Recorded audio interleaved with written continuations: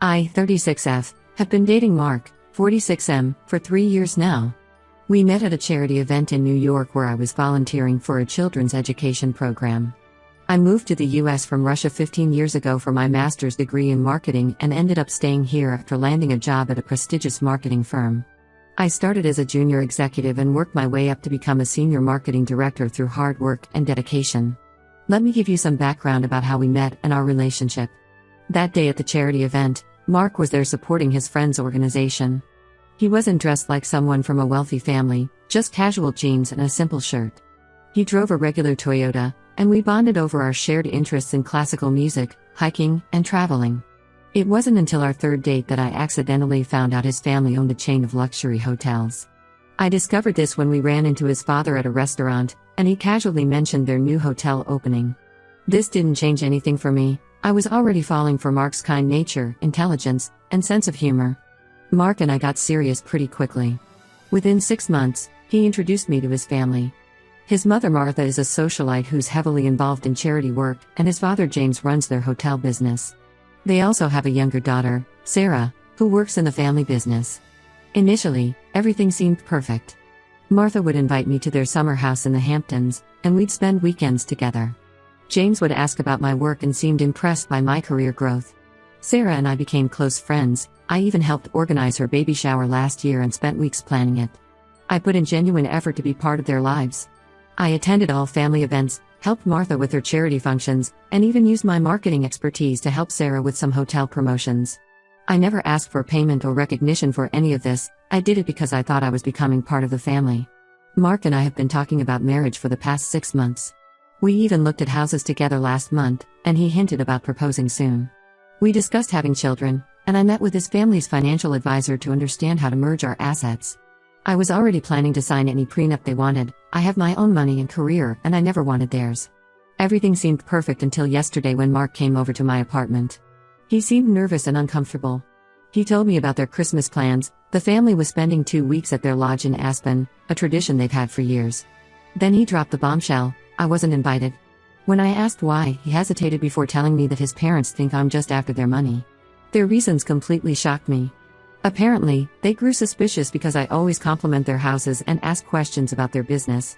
They think I'm too interested in their lifestyle and properties. They brought up that I'm from Russia and younger than Mark, suggesting I must be looking for a wealthy American husband. Martha told Mark she's seen too many cases of foreign women marrying rich men for green cards and money. They even mentioned that I dress too well for my salary and must be trying to fit into their wealthy lifestyle. The worst part wasn't even their accusations, it was Mark's reaction. Instead of defending me, he said he understands their concerns. He suggested we spend Christmas apart this year to give his family some space to process their feelings. When I got upset and started crying, he said I was overreacting and that it's just one holiday. He kept saying things like, let's not make this bigger than it needs to be, and if you have nothing to hide, you'll understand their concerns. I feel completely betrayed and humiliated. I've spent 3 years building a life with this man. I have my own career that I built from scratch, my own apartment in Manhattan that I bought with my savings, and I've never asked Mark or his family for a single penny. Yet they've reduced me to a stereotype, the Russian woman looking for a rich American man.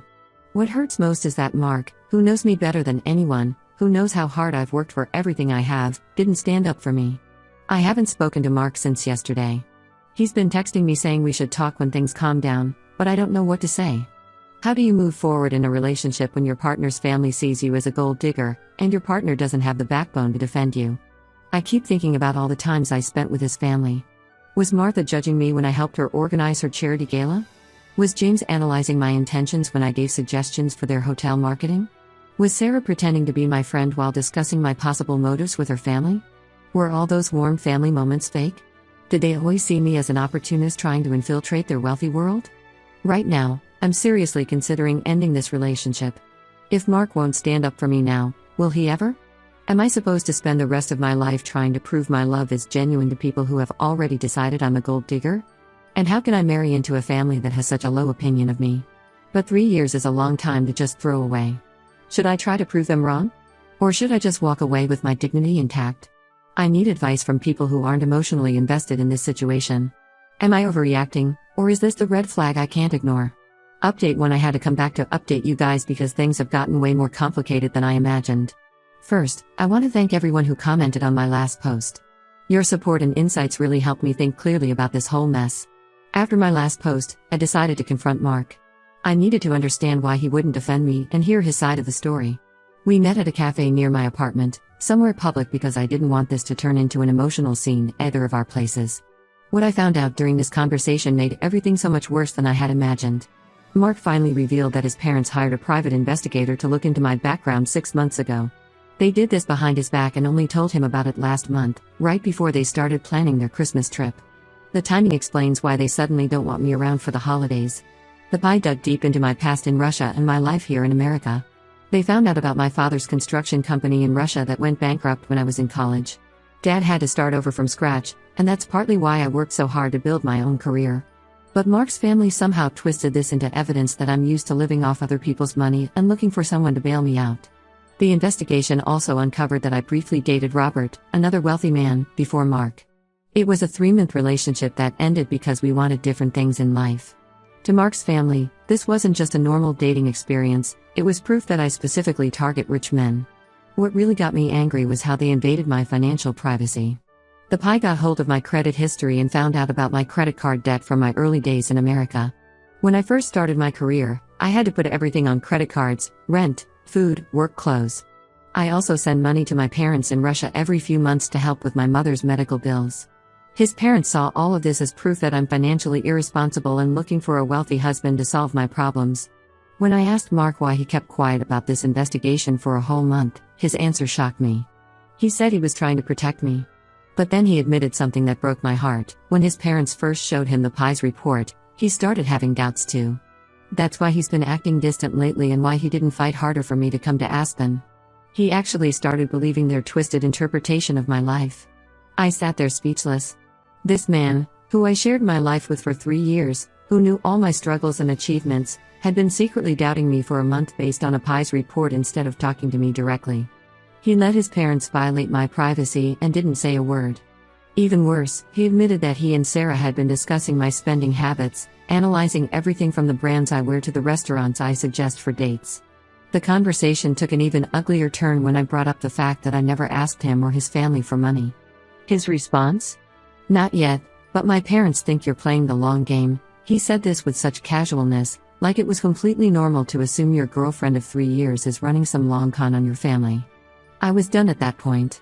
3 years of love and trust, destroyed by paranoid assumptions and prejudice. The worst part was realizing that Mark wasn't the man I thought he was. He didn't just fail to defend me, he actually started believing these horrible things about me. After our talk, I went home and looked through all our photos together. Every memory now feels poisoned. Those family dinners at their mansion, vacations on their yacht, celebrations at their country club, they were probably just opportunities for them to scrutinize me. I remembered how Martha always asked about my job and seemed so interested in my career progress. Now I realize she was probably just checking if I was really employed where I claimed to be. The next day, Sarah called me. She tried to justify their actions by telling me about their past experiences with gold diggers. Apparently, their cousin married a woman who tried to take half their family business in the divorce. Sarah said they were just trying to protect their family assets, and that if I really loved Mark, I would understand their concerns and cooperate with their investigation. I hung up on her. I don't need to prove my love to people who hired a PI to investigate me like I'm some kind of criminal. I texted Mark that I needed space to think. He responded with a long message about how much he loves me but needs to be sure about my intentions before going against his family. That message made my decision clear. I'm done. I don't want to be with someone who needs proof of my love while giving me no trust in return. I haven't replied to his message yet, but I plan to end things officially when I feel strong enough to face him again. His family may think I'm after their money, but they just showed me that all their wealth couldn't buy them basic human decency or respect for others. I'd rather be alone than be with someone who lets their family treat me like a criminal just because of where I come from. Update 2. I know many of you have been asking for an update, so here it is. The past month has been a complete roller coaster, and I discovered things that made me realize I dodged a major bullet with Mark and his family. Their true colors came out in ways I never expected. After my last update, I sent Mark a clear message ending our relationship. I was direct and told him I couldn't be with someone who didn't trust me and allowed his family to treat me like a criminal. Instead of accepting my decision, he started showing up at my workplace with expensive flowers and gifts. He would wait outside my office, trying to catch me during lunch breaks. He kept saying he made a huge mistake and wanted to fix things. This sudden change in his behavior seemed strange. Just weeks ago he was doubting my intentions, and now he was desperate to get me back. Last week, I found out the real reason behind his desperate attempts to reconcile. One of my friends, Anna, works at a law firm that handles some business for Mark's family's hotel chain. She told me something that made everything click. Apparently, Mark's family business was going through a major merger with a Russian hotel chain called Volkov Hotels. They needed someone who understood both American and Russian business culture to help with the negotiations and smooth things over with the Russian executives. Mark's father had been asking about my background in their family discussions, not because he was worried about me being a gold digger, but because he wanted to use my connections and knowledge for their business deal. The whole pie investigation was probably more about checking my business background than my personal life. They wanted to know if I had useful connections in Russia. This made me look back at certain conversations in a completely new light. I remembered how James, Mark's father, always asked detailed questions about my father's construction business in Russia and my connections there. He wanted to know which cities we operated in and who our clients were. At the time, I thought he was just being friendly and interested in my background. Now I realize he was mining me for information and contacts. The final confirmation came from Emily, Martha's personal assistant of 5 years, who reached out to me after quitting her job. She told me that the family had actually planned to offer me a position in their company after the wedding. They specifically wanted someone they could trust who understood Russian business culture, and marriage would have ensured my loyalty to the family. Emily overheard many conversations about this plan in their house. When I confronted Mark about this, he tried to spin it as a positive thing. He said his parents had actually grown to respect my business acumen, and this could have been a great opportunity for me to join the family business. He didn't understand why I was upset. In his mind, them wanting to use my background and connections was a compliment. He kept saying things like, "This proves they see your value and we could have built something great together." The irony of the situation is just incredible. They accused me of being a gold digger while they were plotting to use my background and connections for their own gain. They investigated my past looking for proof that I was using Mark, while they were the ones planning to use me all along. The Christmas trip exclusion was probably because they hadn't figured out how to approach me with their business proposal yet. I've blocked Mark's number and all his social media accounts. His sister Sarah tried to reach out again, this time directly with a business proposal about joining their company. I blocked her too. I'm not interested in being anyone's business asset disguised as a family member. Some of his relatives have been spreading rumors in our social circle that I walked away from the relationship because the family wouldn't give me what I wanted. They're telling people I got upset because they made me sign a prenup agreement, which never even happened. I don't care anymore. The truth is, what I wanted was genuine love and respect, and clearly, that was never on the table. Looking back, I feel stupid for not seeing their true intentions sooner. But I guess love really does blind you sometimes. At least now I know exactly what kind of people they are, a family who sees relationships as business transactions and people as assets to be acquired. Update 3. I wasn't planning to update again, but something happened that made me want to share this final chapter with you all. Yesterday, I ran into James and Martha at the annual Children's Hospital Charity Gala in New York. This was the first time I'd seen them since everything fell apart.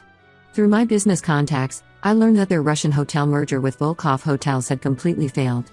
The negotiations broke down due to cultural misunderstandings and communication issues. They lost millions in preliminary investments and legal fees. At the gala, Martha tried to approach me, probably hoping to smooth things over now that they desperately needed someone who understood both cultures. I saw her walking toward me but turned around and walked in the opposite direction. Later that evening, Mark showed up. He'd apparently heard from mutual friends that I would be there. He looked different, stressed and tired. The failure of the Russian deal had hit their business hard. He found me at the bar and started talking about how much he missed me. Then he smoothly transitioned into talking about their business struggles. He told me their international expansion plans were failing one after another. They tried to hire other Russian consultants, but nothing worked out. He hinted that there might still be a place for me in their company if I was interested. The way he phrased it was almost comical. "Mom and Dad realize now that they misjudged you. They see your true value." He even suggested we could start over, this time with his family's full approval and support. When I didn't respond positively, he mentioned that the salary would be more than generous. I just laughed. 6 months ago, they thought I was a gold digger trying to get their money.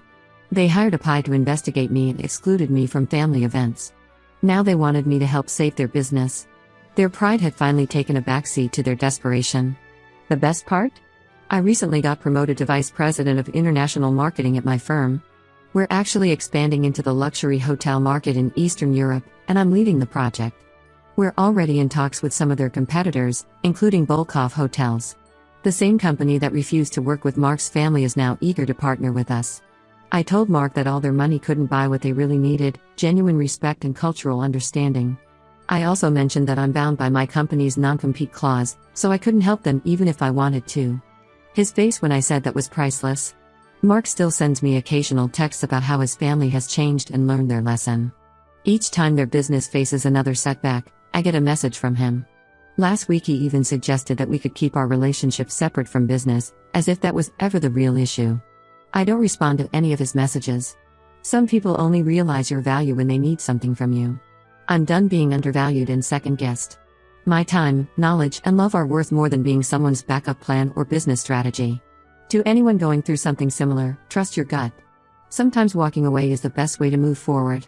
I lost a boyfriend and his fake family, but I gained something more valuable: self-respect and the confirmation that I made the right choice. Success really is the best revenge.